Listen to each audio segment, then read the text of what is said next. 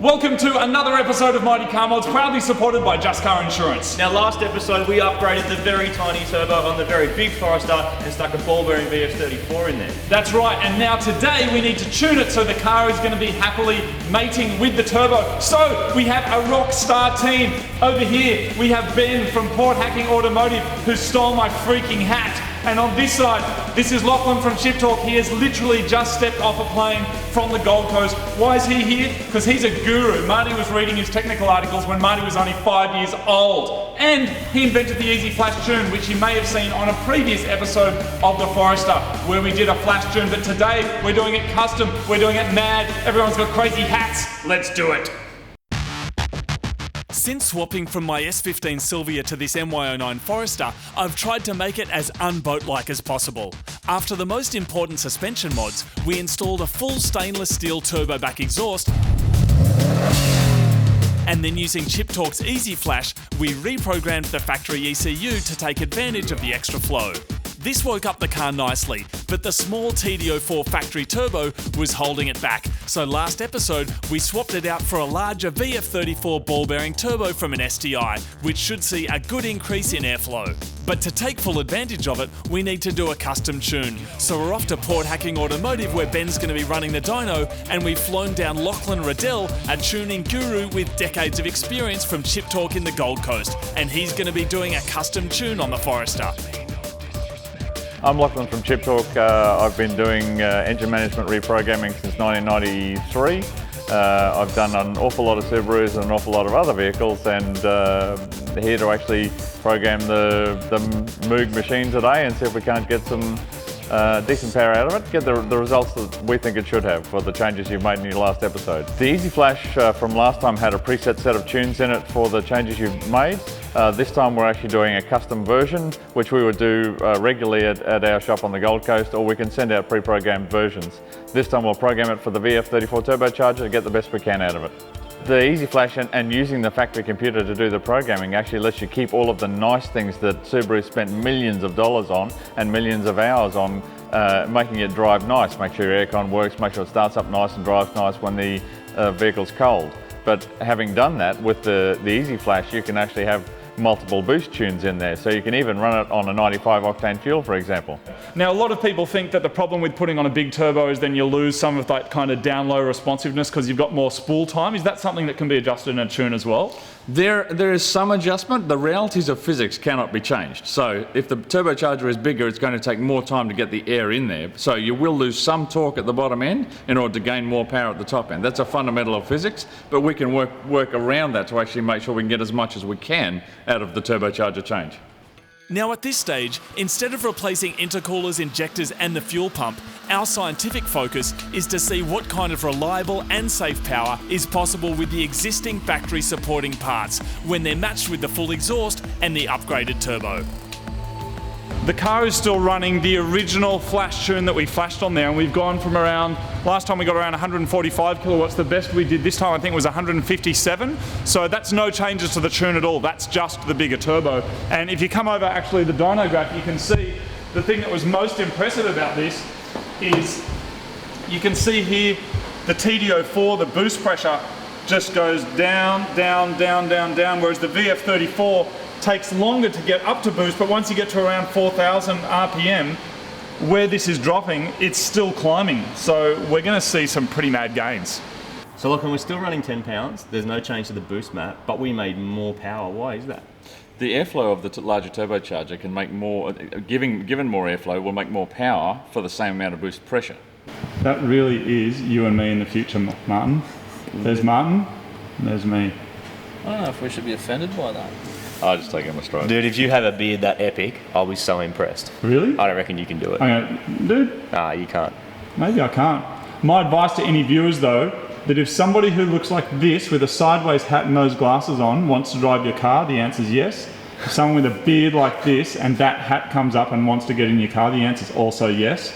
If this guy comes up, lock your doors and run. What?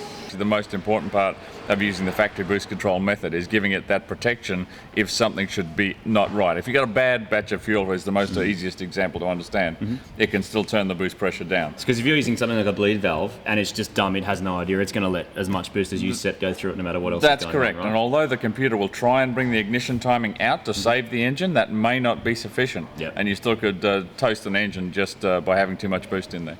The vacuum line containing the restrictor was leaking, so after replacing it and checking the orientation, we were ready for some more runs. Lachlan can now tweak the existing tune to get a stable boost curve and then match fuel and timing to suit.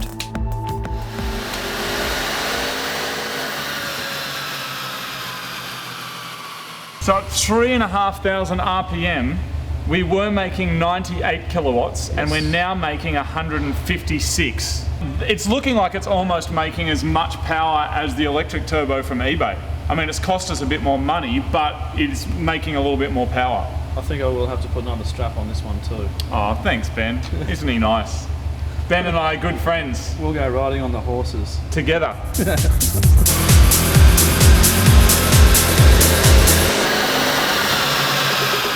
We're now seeing 165 kilowatts with safe air-fuel ratios. The boost is still dropping off up the top end, so Lachlan tweaks the factory boost control solenoid to control the wastegate actuator and hold the boost pressure more steadily.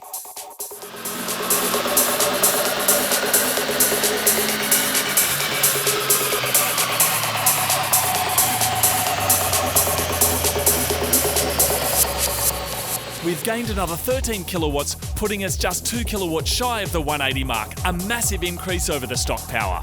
So there's a really big difference between the previous flash that we did just with the standard TD04 and now this new custom tune with the VF34. You can see that around 5,000 RPM with just the flash before we were getting around 130 kilowatts. Now we're getting over 175. So we're talking about a difference of 45 kilowatts, which is amazing. So one of the tricks when tuning is that you do not want to lean out the car too much. That is what makes engines explode, and part of the trick is getting the AFRs just right. With our original run, this red line, that's the very first run that the car did, and that was into the 10s, and that's really very rich. So by adding the boost and more timing and adjusting the fueling, we've basically just gained all this power and still got a very safe mixture.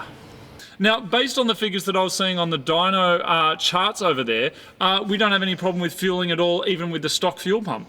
No, we are reaching about 85% duty cycle on the runs we're doing and at the power level we're at. So we don't really want to exceed that very much more. That's pretty much where we want to hold it up. We just want to stabilise what's there, get it final, get it stable, and get it ready to go for you. Yeah, right. Well, I mean, certainly my goals for the day were around 175, 180 kilowatts. Keep it nice and safe with the way we've got things set up. Now, that's exactly where we are now, but the idea is just to smooth it out a bit. Just to smooth it out, make it a bit nicer to drive. Keeping the drivability using the factory control system is exactly what we're aiming at. Yeah, wow. Now, I can see across the board pretty much from around 2,800 RPM, we've already got a gain over stock of 50 kilowatts at the wheels, which is, I mean, that's just blowing my mind. Is that the kind of figures that you were expecting to see? That is what I'm expecting to see, yes. So the car's on the dyno and we've got 174 kilowatts, but the guys really want to run again, and I'm just scared that the car might blow up. I'm just not sure what to do. Let's cut to this shot of Moog being really scared. I'm extremely nervous about my car exploding, Martin. As you could see, I'm thoroughly frightened and I just don't know what's going to happen. Luckily, the boys are calm, cool, and collected, and they are going to smash some more power out of that Subaru power plant. Is that rolling? Yeah, the whole time. Lachlan makes some final tweaks to the tune, attempting to get the Moogaroo safely into the 180 kilowatt club.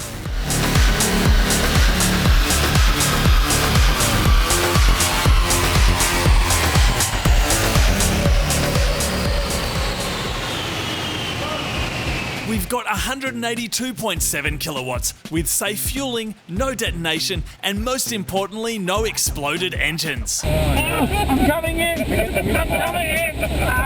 Yeah! So we've started with about 125 kilowatts at the wheels in the initial figures, adding your exhaust and adding the turbocharger and using the Easy Flash to change the program, and we're at 185, give or take a bit, kilowatts at the wheels. So that's more than a 50% gain in power, and that's quite achievable with the factory computer and doing the right things with the control system. So for not a whole lot of money, you can get a really outstanding result on what's there. It's the sort of promotion and exercise that we like to see, where it's doing real world things with real world people on real world cars for everyday use. Thanks again very much. Thanks, guys. Benny, get amongst it, mate. Come on, get in there. Get in there. Get in there. There he is. With over 180 kilowatts at the wheels, we're now making considerably more power than a factory-delivered WRX STI. The boost comes on strong and pulls hard throughout the rev range thanks to the new VF34 Turbo. The car's transformed into a proper sleeper that's making some serious power, but still has the drivability of a daily driven soccer mum's wagon. And Marty knows all about the drivability of soccer mums. From around 125 kilowatt stock to now over 180 kilowatts at the wheels, okay, I'll admit it, I'm pretty happy with the Moogaroo, and with supporting mods, there's still room for so much more.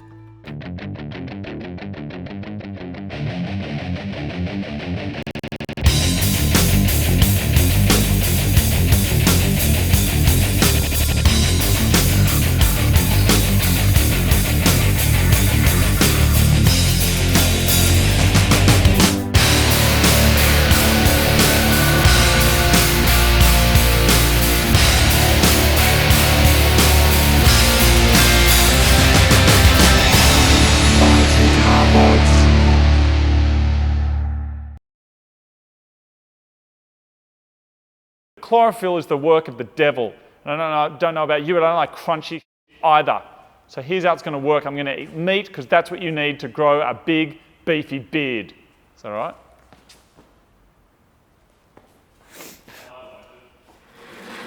We could do this Master Chef style. My name's Marty, and I really like cars, and I really like, YouTube. I like dynos. I don't like being licked on the face. I tried to lick you twice and it didn't work. You didn't make contact. It's heaps safer, no STD. No, like a dog. Won't bloody stop.